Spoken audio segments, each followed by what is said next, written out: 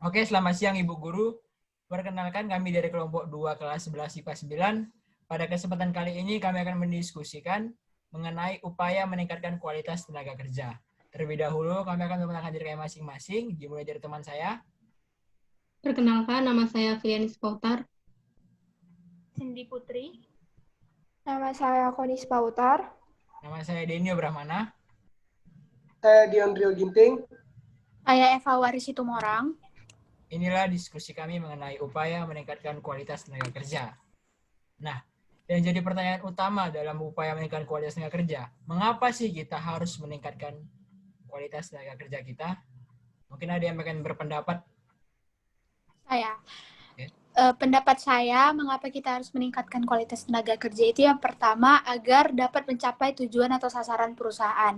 Yang dimana maksudnya, dengan cara kita meningkatkan kualitas tenaga kerja, maka hasil produksi yang dihasilkan para pekerja akan meningkat, sehingga dapat tercapainya target atau sasaran perusahaan itu.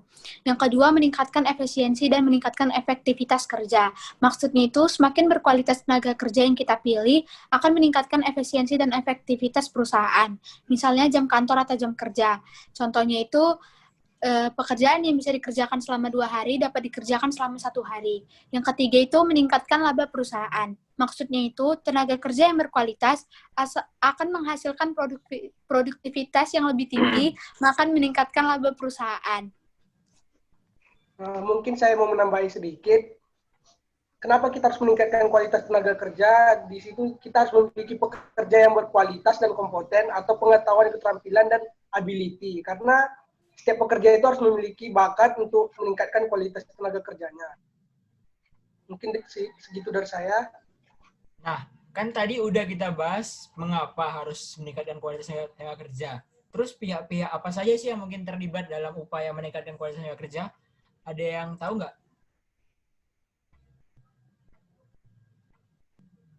Dipersilakan Saudari Cindy. Jadi ada 3 pihak. Yang pertama itu pihak pemerintah. Tujuannya itu untuk meningkatkan ekonomi negara. Pemerintah juga memiliki tanggung jawab atas masyarakatnya. Mereka juga bertugas untuk melayani masyarakat supaya masyarakat di negara itu sejahtera. Yang kedua itu dari pihak swasta. Umumnya pihak swasta ini banyak menjalin hubungan atau kerjasama antar satu organisasi, biasanya seperti kampus ataupun sekolah, bisa juga dengan perusahaan asing. Yang terakhir itu dari pihak individu. Biasanya mereka lebih mementingkan keinginan mereka sendiri, mereka ingin mengembangkan bakat yang mereka miliki, dan mereka bekerja secara mandiri. Aku mau nambahin, jadi nanti dari 3 pihak ini, mereka bukan akan bekerja sendiri-sendiri, tapi nanti mereka bakal berkorelasi ataupun bekerja sama untuk meningkatkan kualitas tenaga kerja dan meningkatkan pertumbuhan ekonomi di Indonesia. Itu sih dari aku. Tadi kan kita sudah mendengarkan pihak-pihak apa aja nih yang saling bekerja sama. Nah, terus upaya apa saja sih yang dilakukan oleh masing-masing pihak? Ada yang tahu nggak? Aku bakal menjelaskan yang pemerintah. Nah, yang pertama itu, pemerintah itu mendirikan di setiap daerah pusat latihan kerja. Nanti di setiap daerah itu namanya BLK, Badan Latihan Kerja. Jadi orang-orang yang tidak memiliki ekonomi menengah ke bawah ataupun pendidikan yang tidak mencukupi, nanti bakalan dilatih untuk memiliki skill-skill tertentu supaya bisa melamar di suatu perusahaan. Terus yang kedua, peningkatan mutu pendidikan. Jadi mungkin yang kita tahu seperti penggantian UN menjadi suatu sistem baru ataupun yang kita rasakan seperti perubahan kurikulum 2006 ke 2013. Jadi di sini kita bukan tentang teori saja, tapi nanti ada tentang leadership ataupun kayak gimana sih kemampuan pengetahuan dan keterampilan kita. Terus yang ketiga itu investasi kepada pekerja. Nah, investasi kepada pekerja ini nanti kayak misalnya BPJS ataupun kayak nanti tunjangan-tunjangan selain dari pihak perusahaan. Terus yang terakhir mungkin dari aku investasi kepada perusahaan-perusahaan kecil supaya orang-orang di Indonesia tuh mau membuka lapangan pekerjaan yang lebih luas supaya nanti nggak banyak pengangguran dan banyak lapangan kerja. Itu sih dari aku. Saya mau bertanya. Ya. mengenai pendidikan di Indonesia, apakah menurutmu sudah efektif kita menerapkan kurikulum 2013, sedangkan di luar negeri itu mereka sudah diarahkan ke jurusan mereka masing-masing gitu? Menurut saya belum efektif karena kayak kita itu masih harus kayak bisa semua mata pelajaran atau banyak mata pelajaran, sedangkan minat kita itu bukan di situ. Jadi menurut saya itu belum efektif. Tapi rumor-rumornya nanti di Indonesia pemerintah bakalan mulai mempersempit pilihan kita supaya fokus sama apa sih minat dan tujuan kita nanti di masa depan. Udah? Udah itu aja. Terima kasih. Mungkin ada yang mau nambahi, misalnya dari pihak individu atau pihak swasta? Saya mau menambahin dari pihak swasta atau perusahaan. Dari pihak swasta atau perusahaan ada juga menyelenggarakan pelatihan berkala untuk meningkatkan kualitas tenaga kerja di mana sebuah perusahaan bekerja sama dengan seorang pakar atau ahli. Diadakan juga penerapan bonus dan sanksi untuk memberikan motivasi kepada pekerja. Para pekerja di swasta juga sebelum bekerja mereka melakukan magang yang bekerja sama dengan beberapa perusahaan untuk memberikan pengalaman kerja. Jadi pihak swasta itu sebelum bekerja mereka sudah ada pengalaman. Mungkin ada yang ingin menambahi? Nah, saya ingin menambahkan, jadi pihak swasta upaya juga meningkatkan kesehatan pada pekerja. Misalnya, pihak swasta mengadakan kayak semacam olahraga ataupun senam pagi untuk membangun juga semangat bagi para pekerja-pekerja lainnya. Itu ya sih tambahan dari saya. Mungkin ada yang lain melanjutkan dari pihak individu. Oke, jadi yang terakhir itu ada peran dari individu. Jadi ada 3 upaya peran individu dalam meningkatkan kualitas tenaga kerja. Nah, yang pertama itu membekali diri dengan berbagai hal yang dikehendaki oleh sebuah perusahaan.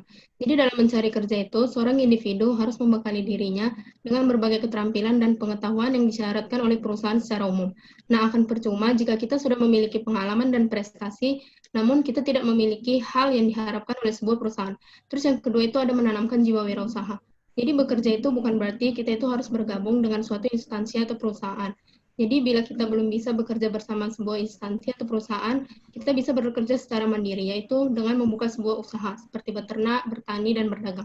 Terus yang ketiga itu ada menanamkan kemauan dalam diri untuk mau bekerja. Jadi dalam hal ini, seorang individu hanya perlu menanamkan motivasi kepada dirinya sendiri untuk lebih mau menjadi seorang yang bermasa depan daripada berakhir menjadi seorang yang pengangguran. Itu saja contoh yang dikehendaki perusahaan. Itu seperti keterampilan komputer, bahasa Inggris, dan keahlian khusus sesuai pekerjaan yang ditawarkan.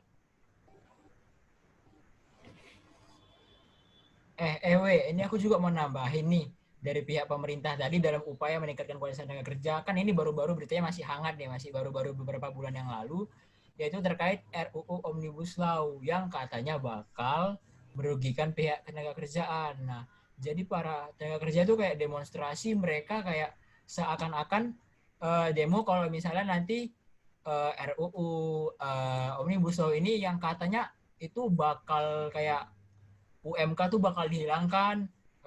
Sebenarnya ada juga katanya juga PHK juga bakal terjadi PHK ya karena perusahaan tuh akan penggabungan kan. Jadi takutnya para tenaga kerja itu kehilangan pekerjaannya gitu kan. Terus katanya juga dalam RUU Omnibus Law ini tidak ada aturan spesifik tentang cuti hamil ataupun cuti haid.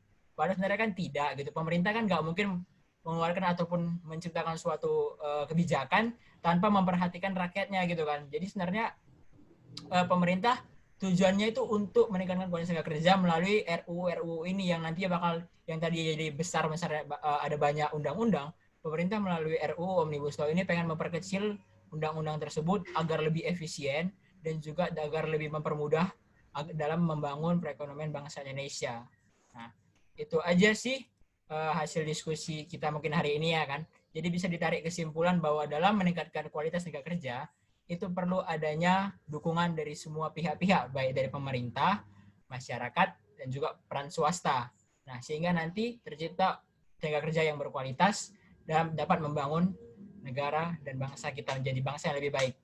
Sekian diskusi dari kami, terima kasih.